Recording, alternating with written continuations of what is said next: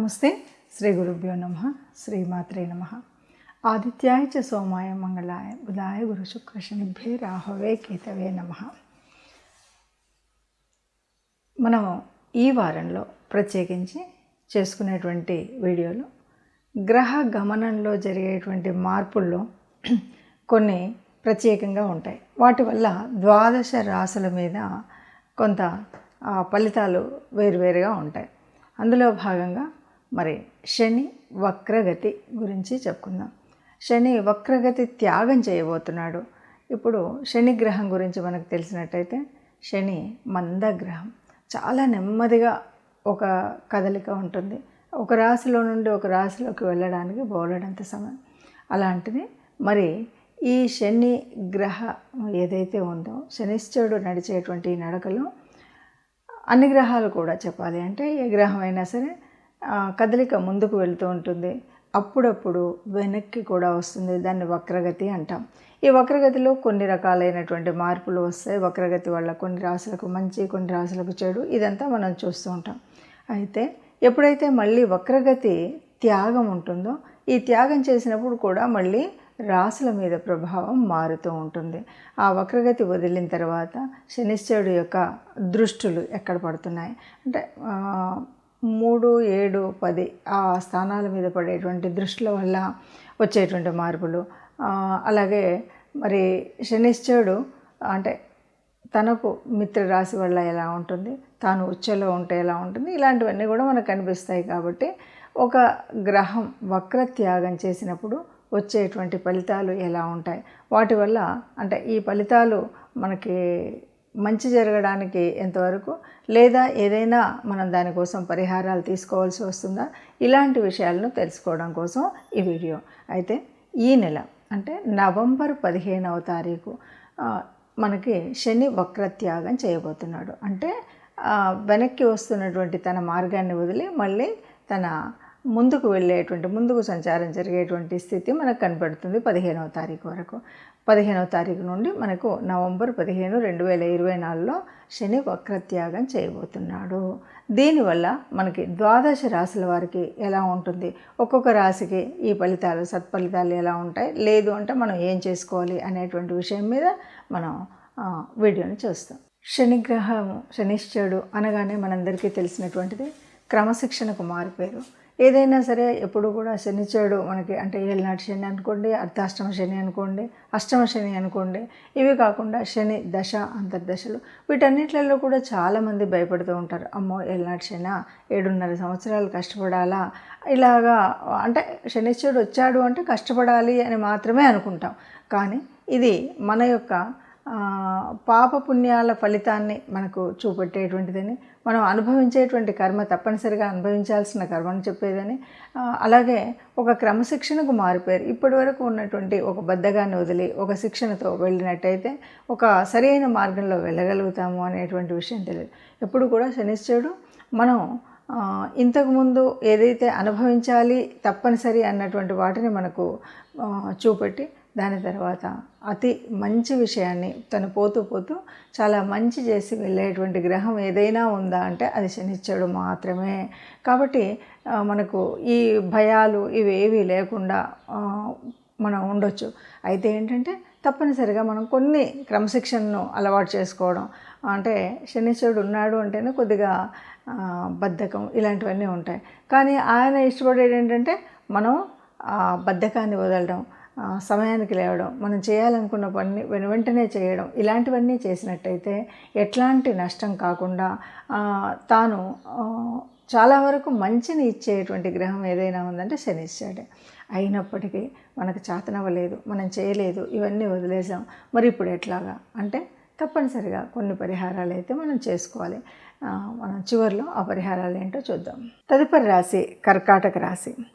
కర్కాటక రాశి మనకు భచక్రంలో సహజంగా 4వది. ఇప్పుడు శనిశ్చరుడు యొక్క దృష్టి 3, 7, 10 మీద పడుతుంది.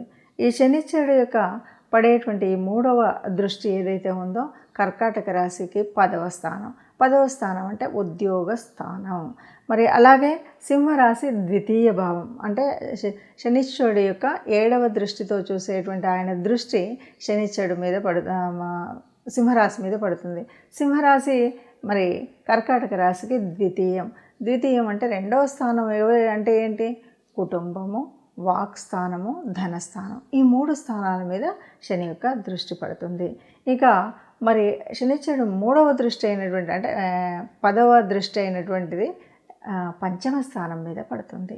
ఇవన్నీ కూడా మంచిని చేకూర్చేటువంటివే. మనకు 10వ స్థానం అంటే ఉద్యోగం. ఇప్పటి వరకు ఎవరికైతే ఉద్యోగాలు లేవో, ఉద్యోగం కోసం ప్రయత్నం చేస్తూ అలసిపోయారో వాళ్ళకి ఇప్పుడు ఉద్యోగం వచ్చేటువంటి అవకాశం. ఇప్పటికే ఉద్యోగం ఉంది కానీ ఉన్నతమైనటువంటి పదవి రాలేదు, పదోన్నతి జరగలేదు అనుకొని ఎదురు చూసే వాళ్ళకు ఇది సరి అయినటువంటి సమయం. సరి అయినటువంటి సమయం అంటే మన ప్రయత్నం అయితే తప్పనిసరిగా ఉండాలి. ఇక మరి ద్వితీయం అంటే ధనస్థానం, వాక్స్థానం. మనం ఎవరితో మాట్లాడినా కూడా ఇప్పుడు చక్కగా ఉంటుంది. అంటే మనం ఇంతకుముందు తెలిసి కానీ తెలియక కానీ మాట్లాడినప్పుడు ఎవరినైనా నొప్పించుంటాం, కష్టపెట్టి ఉంటాం. కానీ ఇప్పుడు అలా జరగదు. ఒక పరిపక్వత వస్తుంది. మాట్లాడేటప్పుడు దాదాపుగా మనం చేసిన తప్పు మనకు అర్థమవుతుంది. అలాగే మనం ఇప్పుడు మాట్లాడేటప్పుడు చక్కగా మాట్లాడగలుగుతాం. దానివల్ల ఉపయోగం ఉంటుంది. ఇక ఇలాంటి అంటే దీనివల్ల మనకేంటంటే గత 7-8 నెలలుగా ఉన్నటువంటి ఇబ్బందులు ఏవైతే ఉన్నాయో అవన్నీ కూడా తొలగిపోతాయి. ఇప్పటి వరకు కలిగినటువంటి అనేక నష్టాలు ఏవైతే ఉన్నాయో అవన్నీ కూడా వెళ్ళిపోతాయి అన్నమాట.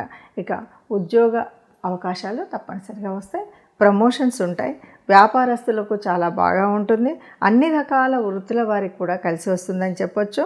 తర్వాత మీడియా వారికి, కళారంగంలో ఉన్నటువంటి వారికి, సినిమా రంగం, కళారంగం అంటే సినిమా రంగం కానీ రకరకాలైన ఆర్టిస్టులు ఉంటారు, మాట్లాడేటువంటి యాంకర్స్ ఉంటారు. ఇలా వీళ్ళందరికీ కూడా చక్కగా అనుకూలించేటువంటి కాలంగా చెప్పొచ్చు మనం ఈ నవంబర్ 15 తర్వాత. కాబట్టి అంతా బాగుంటుంది. అయినా సరే అంతా బాగుంటుందిలే అని అలా వదిలేయకుండా మనం చేసేటువంటి ప్రయత్నాన్ని మాత్రం చేయాలి. ఇంకా ఏదైనా కష్టం అనిపిస్తే చెప్పబోయేటువంటి రెమెడీస్ని మాత్రం ఫాలో అవ్వండి. మరి ఈ ఫలితాలు ఇలా ఉన్నప్పుడు మనం ఏం చేయాలి? ఇది తప్పనిసరిగా ద్వాదశ రాశుల వాళ్ళు ఆలోచించాలి. ఏ రాశికి ఆ రాశి మనం వాటి గురించి ఆలోచిస్తూ మనం ఎలాంటి పరిహారం చేసుకోవాలి అని.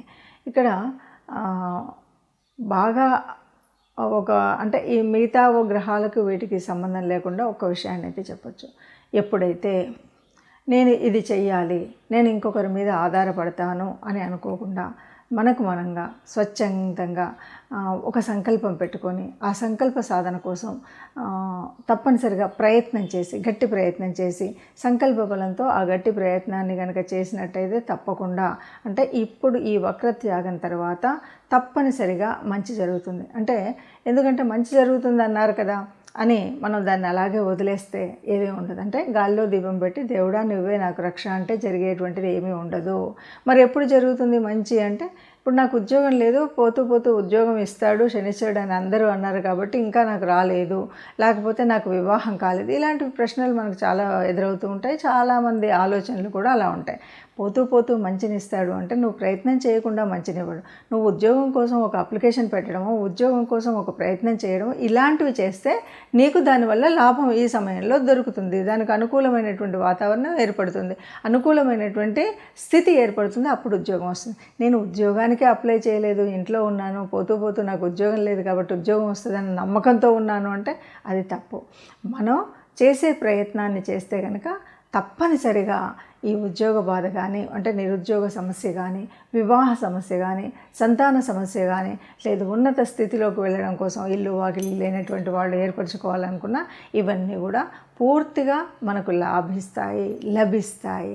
ఎలా అంటే మనం ప్రయత్నం చేయాలి. అంటే ఈ కాలంలో మనం తప్పనిసరిగా నాకు రాదులే, నేను ఇన్ని రోజులు ప్రయత్నం చేసినా రాలేదు కదా అనేటువంటి భావన కాకుండా ఎందుకు రాదు అనేటువంటి భావనతో తప్పనిసరిగా గట్టి సంకల్పంతో ప్రయత్నం చేస్తే అందరికీ మంచి జరుగుతుంది. దీనివల్ల ఎవరికి ఏ రకమైనటువంటి నష్టం రాదు.